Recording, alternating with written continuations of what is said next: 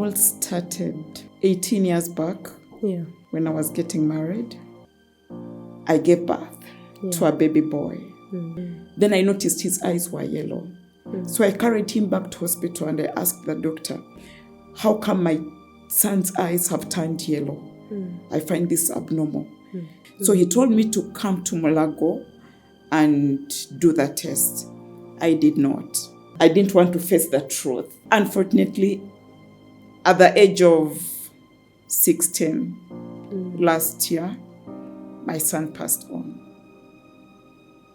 I only woke up at about 5:30, only to notice he wasn't breathing well. The last words I heard from Praise were, he sat and pulled out the oxygen tubes and told me, Mommy, I am tired.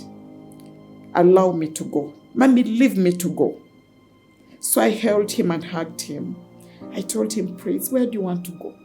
Where do you want to leave me? The nurse, some nurse, I don't know whether it's a nurse or a doctor, I don't remember, came and told me, go and book ICU. I told them, can you please tell me how much do I have to pay? They can bring him in as I get the money. And they were insisting they needed money first. My brother-in-law called me crying. Was like, come back. Even at that point I prayed, I told God, give my son another chance. But I think it was too late.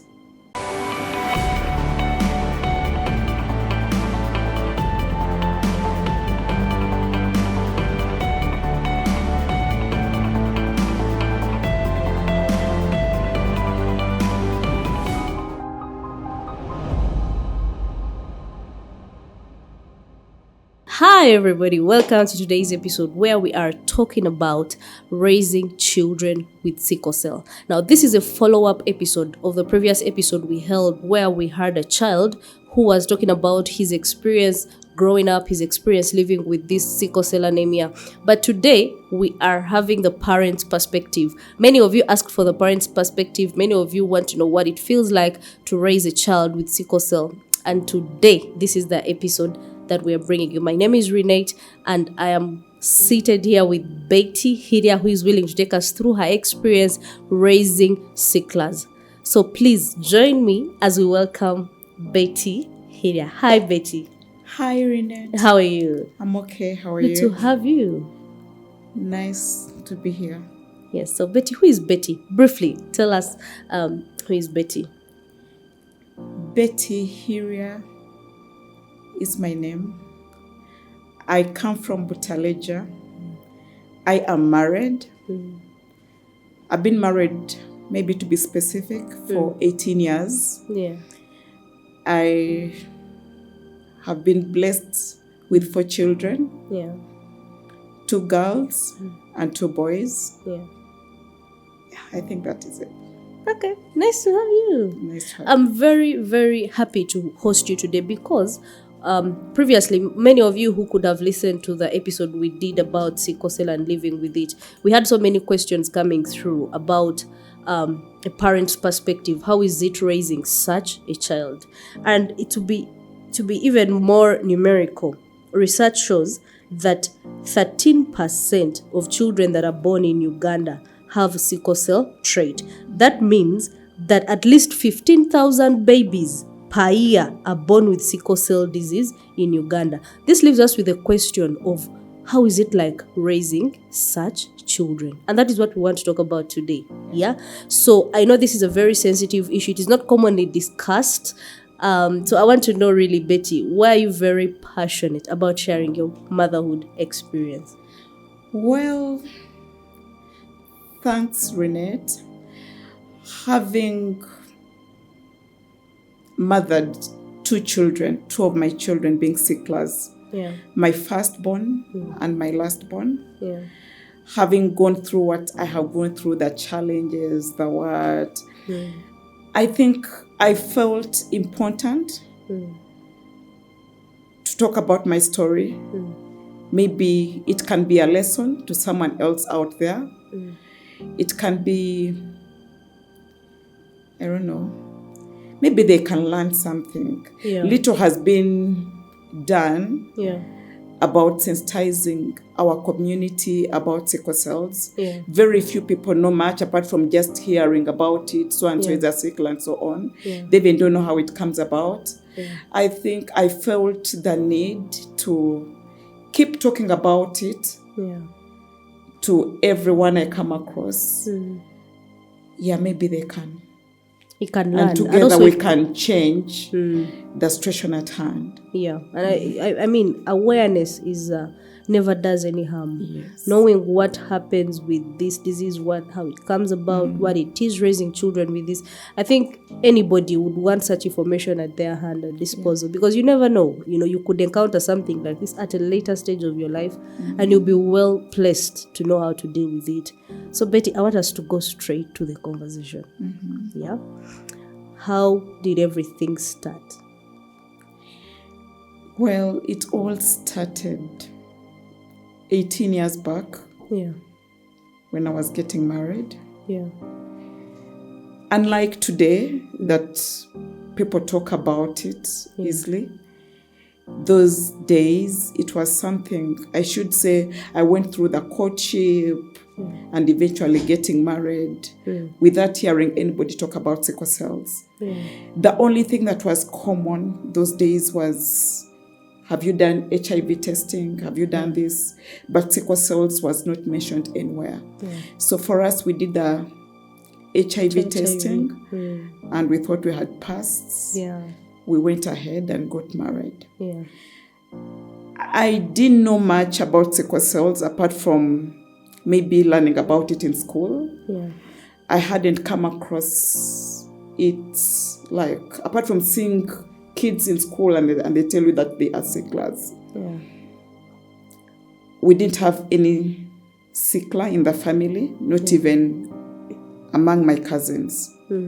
So I got married, conceived, I gave birth to a baby boy. So a few months down the road, I noticed the eyes were yellow. Actually, he had gotten a malaria. He had malaria. He was on treatment. Then I noticed his eyes were yellow. So I carried him back to hospital and I asked the doctor, how come my son's eyes have turned yellow? I find this abnormal. So that's when he was like, I think we need to do a sickle cell test. So I looked at him and I'm like, of all things, sickle cells. I'm like, but we don't have it in the family and something that I've not heard about. So the doctor was like, no, we need to confirm everything by testing. So they took off a sample and unfortunately, I didn't go back to pick the results. I feared to face the truth. So the doctor called and was like, but you didn't come back to pick your son's results. Actually, the test turned out positive, though this does not confirm that actually the child is suffering from sickle cells. There is usually a follow-up test that is done. It is called the HB electrophoresis. That is what confirms that the child is a sickler. So he told me to come to Mulago and do the test. I did not. I think what I was now going through is denial. I didn't want to face the truth. Though now I had started seeing all the symptoms because I noticed my child wasn't putting on weight like any other child. And he always had pains in the joints. And according to a friend that I had shared with, told me, I hope your son is not a sickler. Because it is sicklers that develop the pains. Though when I went to see, I would go to hospital, but I would miss out sharing the experience of the pains. So there's a time he felt very sick. And we went in Zambia. They actually carried out the test. And they told me I would get the results after some days. That is when they called me and told me. Actually, a friend, he's not a friend, my husband's nephew, he's a doctor. He's the one who called me and told me, Auntie, by the way, it is true. It has been confirmed that Praise is a sickler. I think that was my worst. Being a first-time parent, remember this was my first child. I didn't know what to do at that point. I saw death. Every time I would look at my son, I would imagine him like dying the next minute. I cried and cried, and I don't know, I called my parents. They also couldn't believe. But of course, Dr. Tony came home, my husband's nephew. He came home and told me how it comes about. He took me through it, and I got to know that by the time you get a child who is a sickler, it means both of you are actually carriers. So there we are. We started facing truth. Yeah. The child started falling sick even more frequently. Hospital became like another home. Yeah. We would go to hospital. There's a time we went to hospital and we stayed in hospital for 2 full weeks. He was on admission. Now, Praise grew up. I almost felt, but remember at that time I had already given birth to my second born. I think if I hadn't, maybe I would have stopped at that. Because I feared, as like maybe if I give birth again, I would again give birth to another sickler. So we talked about it with my husband. We already had 2 kids and had no option. Yeah. I didn't want at any one point to like break my marriage. Yeah. So we gave birth to our third born. Meanwhile, our second turned out to be fine. Yeah. Then our third, who is also a boy, turned out to be a carrier. And the last one is also a sickler. So the journey became even more tough. Because we had 2 sicklers in the house. I had to leave for my employment to raise my children. Because no one would understand having you on and off work. Yeah. Yes. So I told my husband, you know what? Now that we have this, both of us can't work. Both of us can't be busy. Like, you can't leave your child, such children, under a maid. Yeah. And then you're far away at work. So I decided to stay home, and my husband stayed. Yeah. So I stayed home to raise my children, and I'm glad I did it. I think that's the fulfilling. best. Yeah, it is so fulfilling because I've seen them grow. I've been there for them in the pain, in the what. Yeah. Yeah, I've been there.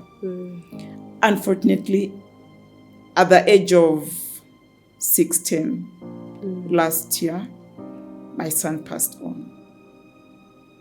So it was a 4 days sickness.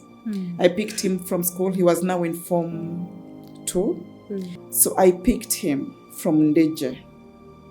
Meanwhile, my husband works very far. So all these, every time they would call me, he's not well, I would have to drive that long journey, pick him up, take him for treatment, and so on. So this time round, I called my husband and told him, you know what, Praise has just called and he says he has pain in the chest.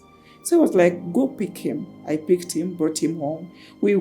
By the way, when I went to pick him, he had been examined by the pediatrician. And the ped told me, you're insisting on taking the boy home. But to me, on examination, he looks fine. The chest is actually clear. And I was like, no, I just feel I should take him home. So they granted me permission. As we're moving out, we reached the gate.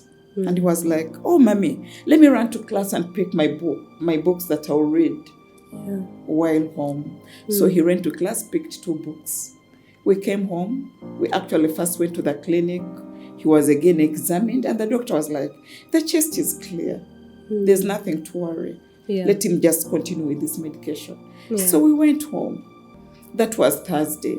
Friday, we stayed home. Saturday, he woke up early in the morning, washed his uniform, and was like, Mommy, I'm ready. Take me to school today. I told him no, because I had to take my mother to hospital. Sunday, so I called the dad and was like, no, at least Monday. No, it is too early. Let him recover fully. So Sunday, my husband told me, by the way, I just feel you should prepare a special meal.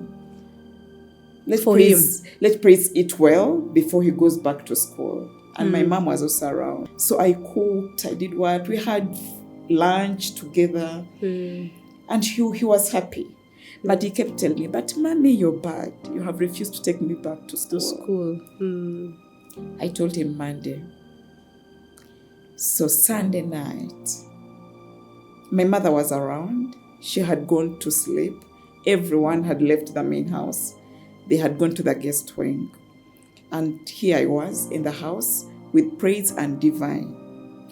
Praise was lying in the chair. He was watching football, but at the same time playing a game on his phone.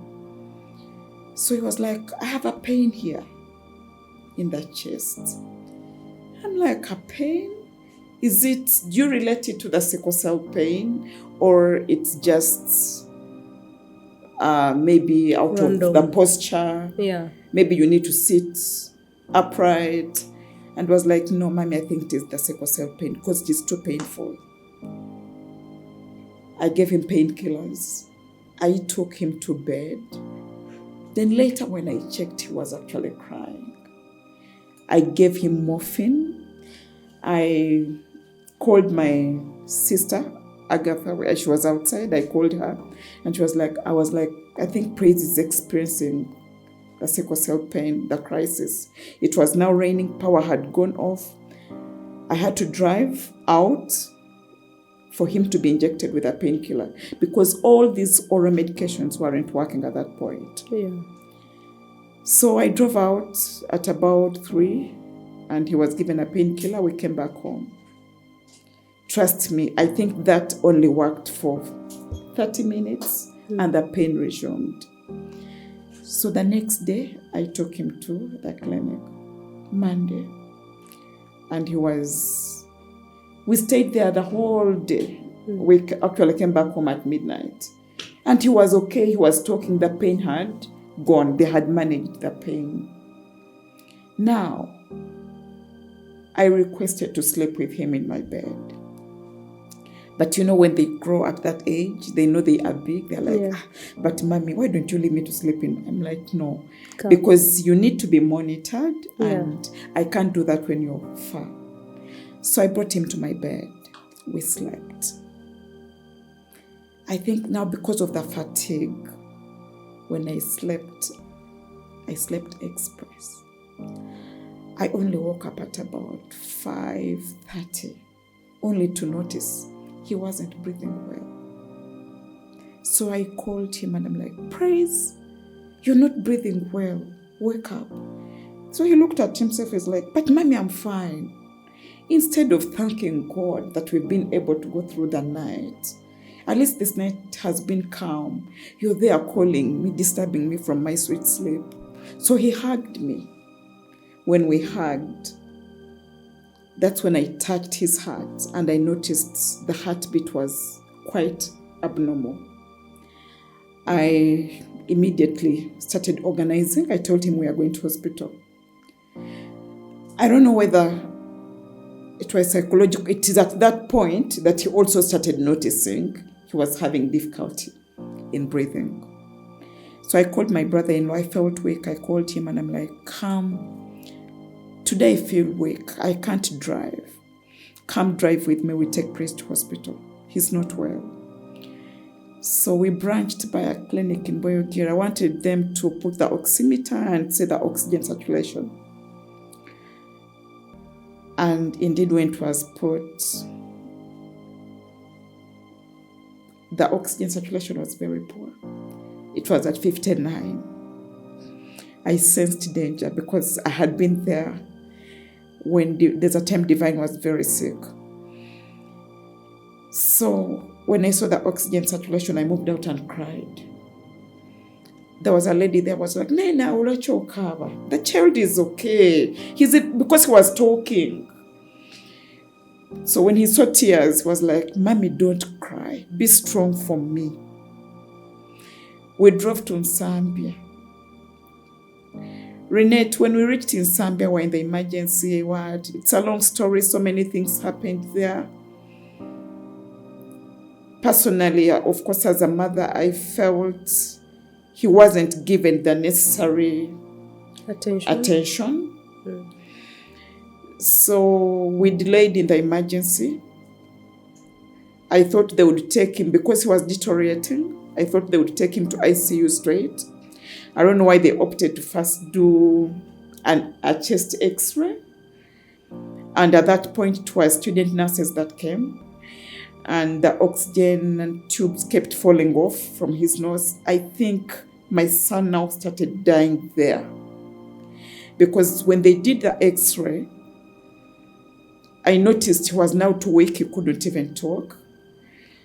They took us to the ward. As soon as we reached the ward, I think he did not even take 20 minutes there. I started seeing him struggle. And at the last, I think the last words I heard from Praise were, he sat and pulled out the oxygen tubes and told me, Mommy, I am tired. Allow me to go. Mommy, leave me to go. So I held him and hugged him. I told him, Praise, where do you want to go?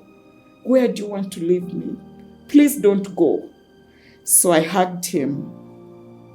I noticed he was already awake. His eyes were going. My brother-in-law was there. I told him, I think I can't handle this. Let me run out. I ran out. That's when some nurse, I don't know whether it's a nurse or a doctor, I don't remember, came and told me, go and book ICU. I told him I have the money with me. Just carry him there. If it's ICU, that will save my son. When I reached ICU, they told me, no, you need to book first. So when I reached ICU, I told them, can you please tell me how much do I have to pay? They can bring him in as I get the money. And they were insisting they needed money first. As we were still there negotiating, my brother-in-law called me crying. He was like, come back. I felt so weak. I couldn't support myself. Because I was like, why is he calling me out? And yet I have come to book. Does it mean my son has died? So when I moved out, I had a friend who supported me. When I now moved out, I got them resuscitating him. Now to me. But remember, all this time, I'm born again. It is prayer that keeps me going. All this time I had prayed. Even at that point I prayed, I told God, give my son another chance. But I think it was too late. I have learned so many lessons in life. I think there are things God gives us chance to pray about. And I want to say maybe those are the things He changes. I don't know. If I had seen my son's death coming, Renette, maybe I would have slept in church. I don't know. It would have got me on my knees. But I didn't see it coming. Though I prayed, sometimes I think maybe I didn't pray much.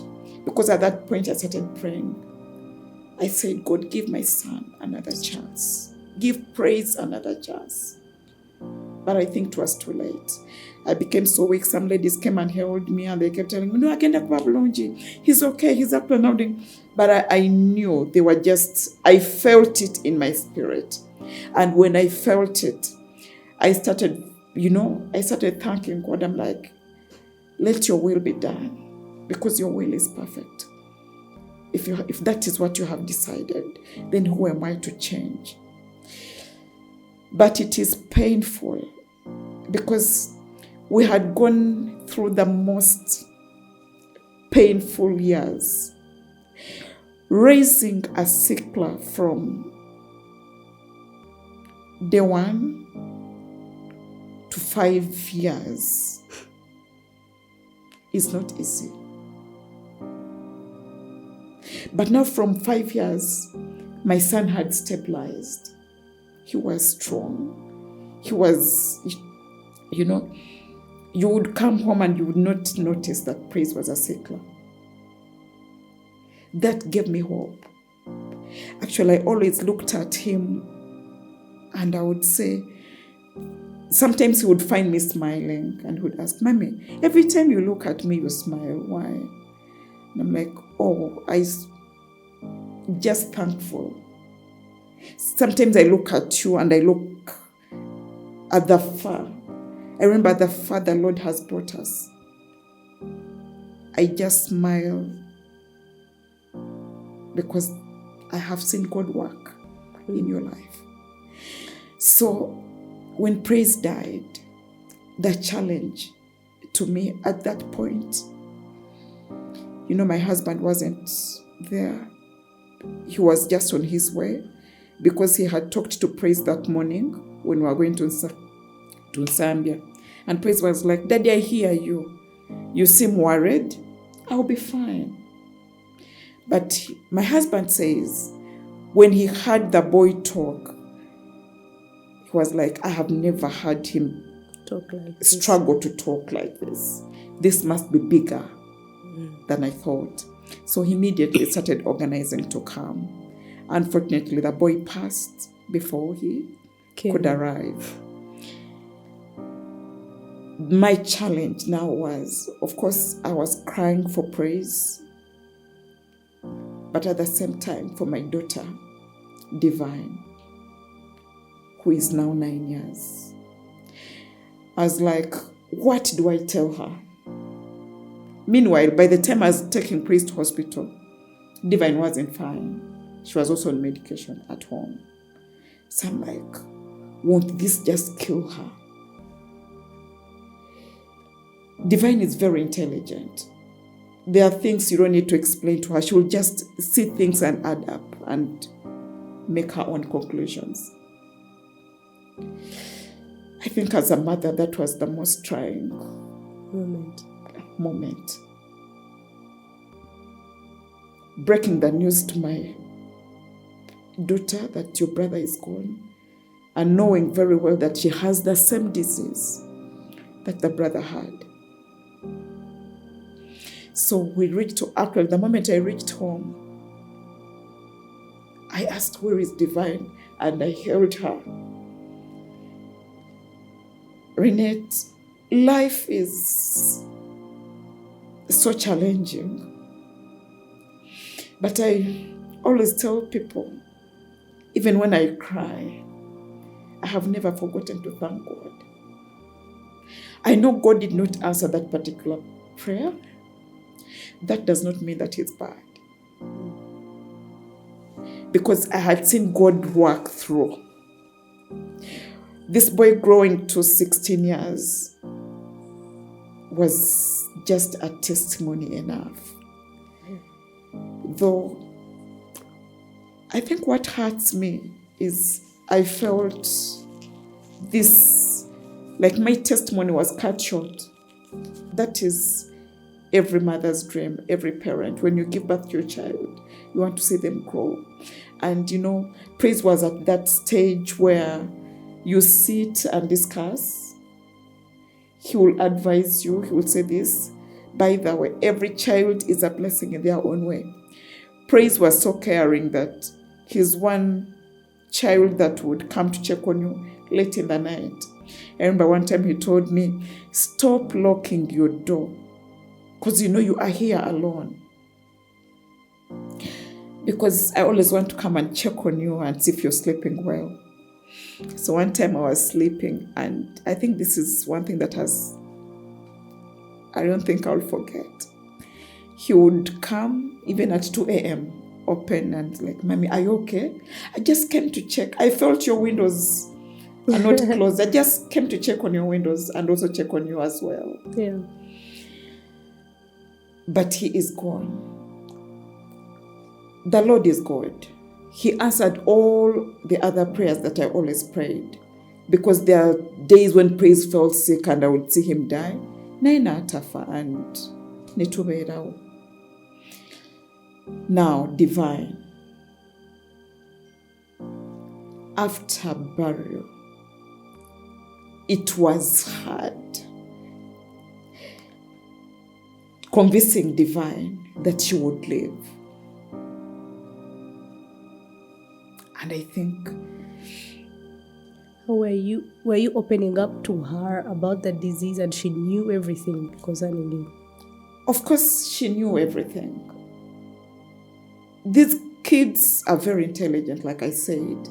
And by the way, as parents, those are things that you have to discuss with them. They need to know their status. They need to know. Because there's a time Praise asked me, how come it's me and Divine who keep falling sick? And yet, Dina and Perry are okay. What is the problem? It's challenging. That's a challenging question. Yes. Because, many parents would rather not say it. Some parents find it easy to close in. And maybe it's like HIV. Like, you can't easily tell a child that you're positive. You wait maybe when they're 18. So maybe you could enlighten us why you think actually kids should be told their status. First of all, before you even talk about it, like for the case of my kids, they asked. Praise asked. I think by then Divine was just 2 years old. I don't remember how old Praise was. One time we were going to hospital. The two of them actually had gotten the attack at the same time. It started with a flu that they all got. Everyone in the house suffered flu. And, for a sickler, their immunity is already down. Yeah. So when you get maybe a flu, the other kids would easily come out of it, but for them to really put them down. Before you know it has developed into cough and pneumonia and so on. So you're in hospital maybe for a week plus. And I think that raised so many questions. And Praise asked, how come it's me and Divine that keep falling sick? I felt bad and guilty because at that point, we had not talked about it with them. So I was like, let us go to hospital, come back home. We are going to have a chat. Yeah. So when we came back home, we sat down and I told him, I actually talked to Praise alone because Divine was 2 years. At that point, She was too young. She was too young to understand some of those things. So I sat Praise down and I'm like, Praise, this is it. We gave birth to you, Dina, Perry, and Divine. Unfortunately, you have sickle cells. And then he's like, what is sickle cells? And I had to take him through. Yeah. This is how it happens, does this, it weakens your immunity, that's why for you keep getting flu, cough, what, and the others will get it and come out of it. But I told him, you don't need to worry. Yeah. We shall fight, we shall come out of it. Yeah. And he's like, Mommy, I wish you told me that earlier. I've been wondering, I've been asking myself questions. Why the pains? And yet it's only me who gets them. I don't see Dina and Perry get the pains. Yeah. So when I talked to him, he now got to know what it was. Now, whenever there's a time the sister got a very bad attack. And he came, I think he heard the sister cry late in the night. He came to my room. He was like, I understand that pain. How I wish it would leave Divine and come to me, because Divine is too young to handle the pain. Now, how Divi got to know about it? Of course, as she grew up and was experiencing the pain, and saw the same pain with praise, we also had to talk to her about it. She got to know.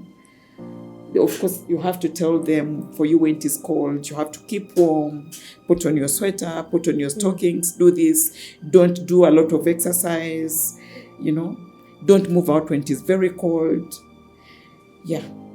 So Divine got to know, and so when Praise died, she knew. She also had the same thing. Now for her, she thought after Praise's death, she was the next in line. It was so challenging. We had to sit her down, talk to her. But sometimes we think grief doesn't affect children. But I think it's worse with children. I remember there's a time she woke up late in the night and asked me. Of course, I heard her crying. And she asked me, we have always prayed. And Mommy, you have told us about the goodness of God. Is God good? Even now? Is God faithful? If God is faithful, why did he allow Praise to die? And Mommy, how are you going to convince me that I'm going to live? She asked that. Exactly. And she was like, for me, Praise was my hope. And of course I would, they take hydroxyurea. There's that drug that sicklers take. They take it on a daily. So there are days she would get tired of taking medicine. And I would tell her, don't you see Praise? Praise has grown because of this medicine. He looks healthy because of this medicine. So now, what do you tell her? She was like, Praise took his medicine, Praise did this, we did this, we prayed and believed God, but he is gone. And she would cry. So we talked and talked. She couldn't understand. I had to call a friend who is a doctor and talk to her. They talked to her. We had to get a counselor to talk to her. But all that, I think, it didn't help much, because one time she told me, Mommy, for you just talk. But me, I carry the disease. So our pain is different. I think that's so painful for any parent. To see your child in pain, but you can't help. It's easy to say, there are couples that test. They find out that they are carriers, both of them. Yeah. And they want to go ahead and continue marry. It's easy to take that decision. But I don't think you'd want to see your child carry pain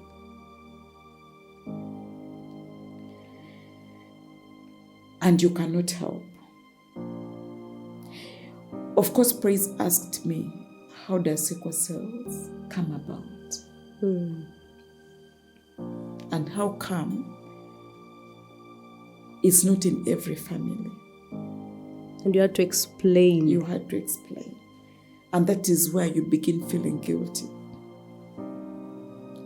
That I think, you have sicklers because you didn't test, or either you tested and insisted on going ahead to get married. Wow. Because once both of you are carriers, chances are very high that you're going to get. It is just a chance. Yeah. There are carriers that have gotten married and they don't have sicklers. But it's who would a want to go through chance. that risk? Yeah. And you know, one other aspect that I want us to talk about is the cost of living. I know that even at 16 years, it's a long journey of raising a child. You know, even normal children without anything are already a cost. So how was it for you? How did you manage? Because there could be a parent who maybe has just gotten the news and they just don't even know where to start from. So how did you manage the cost, be it raising those children? How are you managing anyway? That is one of the challenges with sickle cells. It is extremely expensive.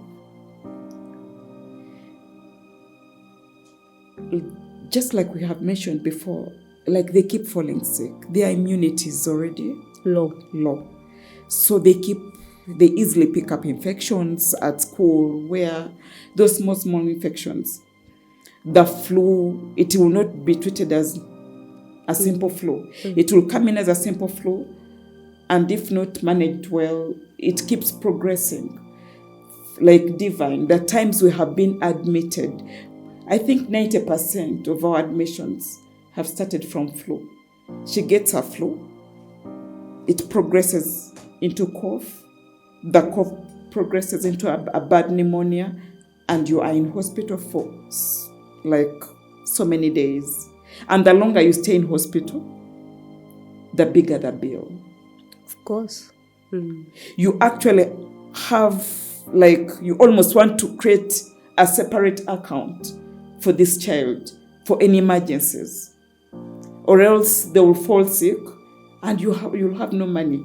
Who treats you in Uganda without money? One. Who treats you? Our healthcare is very expensive.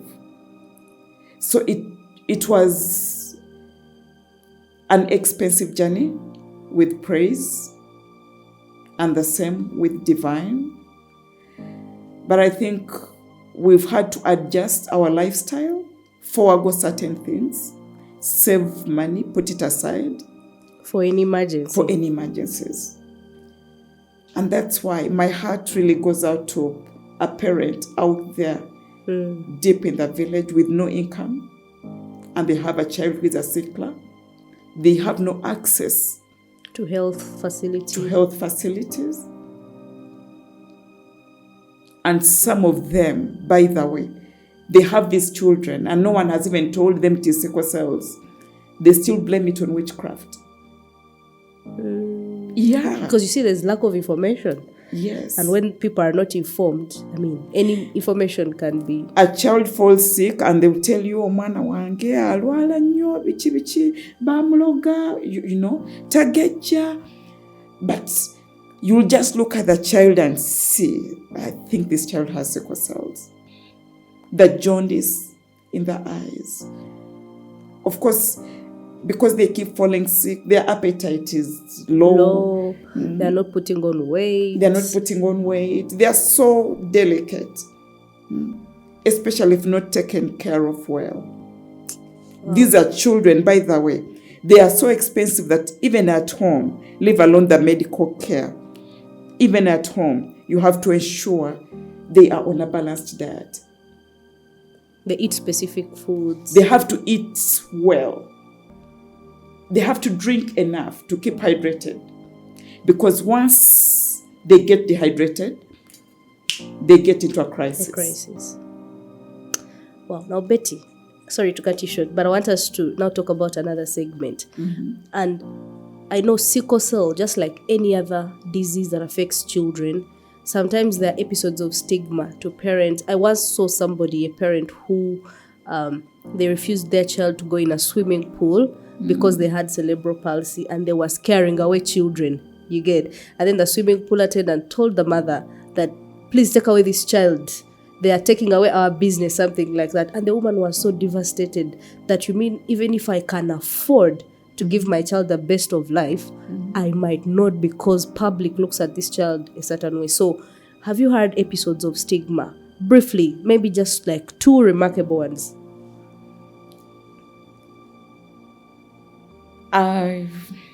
Stigma is something that is really common Yeah. in our community. My children have gone through so many challenges at school.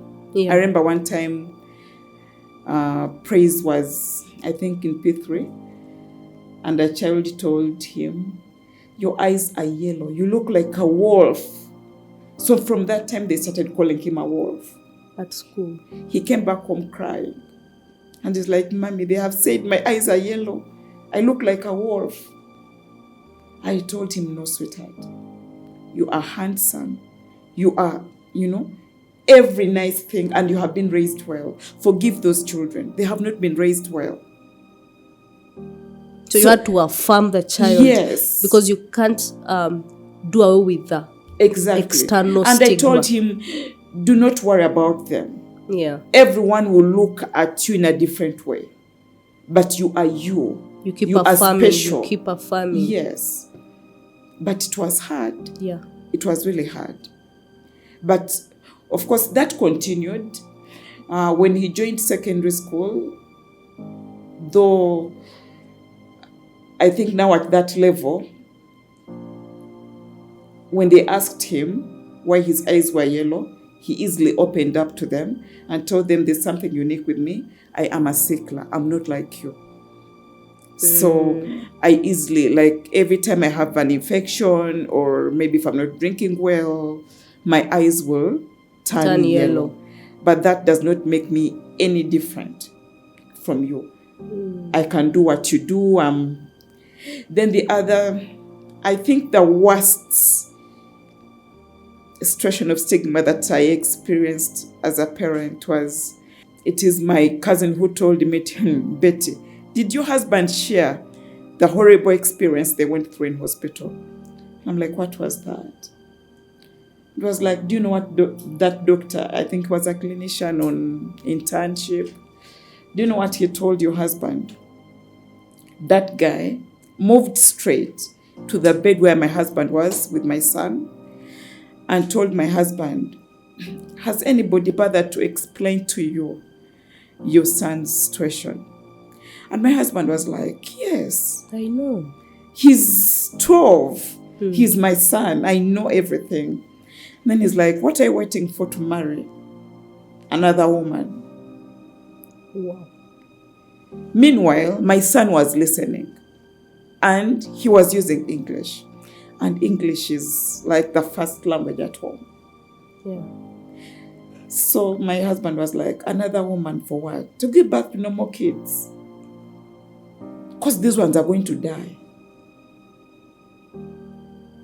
Now when my cousin told me, it was like a dream.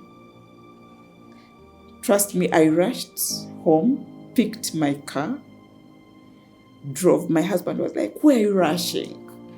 Don't drive like that. What is happening?' I told him, 'Let me come back.' So I drove to the clinic. Unfortunately, I didn't find That. I don't know whether it's unfortunate or fortunate, because if I had gotten him there, I don't know what would have happened. So I got when he had just left. But I got the owner of the clinic. And he was like, 'Mama Praise, what is it?' So I took her through. She's like, 'Come, that is really sensitive. Come back tomorrow. He will be around.' So the next day I went with my husband. And I told him, 'You're a murderer. I don't know what you're still doing in this profession.' Yeah, because it's completely unprofessional. I told him, 'You have killed my son.' Because, the hope that I've been trying to build, you have destroyed it. What will I tell him? You're telling him he's going to die." I told him, I'm not even bothered that you're telling my husband to marry another wife. It is okay if he feels that is the solution. But for my son, telling him that he is not going to grow. And I told him, "Are you even aware there are so many, there's a lot of research going on. What if I take him for a bone marrow transplant and he gets out well and he grows?" And I told him, if you're telling this to my son, who is a sickler, what will you tell a cancer patient who is just on their deathbed? Even the people around you will talk about you. But that is something, by the way, I always tell people, before you talk about my child, have you even tested? Do you know that there are so many people that are carriers? But they don't know. And because they have not had this unfortunate chance of like marrying a fellow carrier, they have no more kids, and they think that is it. To me, I would encourage every parent to test. Let your children test even before they get married. Yeah. Because they can be carrying that gene. And tomorrow they will get married. To somebody who is also... Yes, and they'll get... Because the same happened with me. When I was getting married... You didn't know. I didn't know. We didn't even have it in the family. Like I hadn't seen anybody with it. But why point fingers? I think we are past that. Yeah, we should. Instead, and it's a call. These kids need your support. Yeah. Even the parents. We need psychological support as we move. Don't just point fingers. You don't know what you're carrying. You don't know what is in your home. This can happen to anybody. I want to know how you have managed to raise sicklers alongside normal children. How has the balance been, really? Well, don't the normal children feel like you take care more for the other children than they do? They how has it been for you? How have those kids responded? Well, I think it has instead been it's been different. Yeah. They are so supportive. Yeah. Because they got to know about this, and they also appreciate the fact that these ones need more attention, actually special attention. And we have jointly given the special attention with their siblings. They have been so supportive. Of course, they know when Divi is sick, Divi should be carried, Divi needs to eat in time, whether mommy is home or not, she needs this. I think that's the advantage of letting children know their status. Exactly. So that they see out. I think that's very... Yeah, they have been so supportive. And that's maybe one thing, their dad has also been really, really supportive. Yeah. He loves his kids and he's been there. Wow. He's been so supportive right from day one, and I don't know what he thinks. I'm sure he gets advice from different people. I'm sure there are people who are telling him to marry. There are people who are telling him that. But I think I reached a point, Renette, I reached a point in life where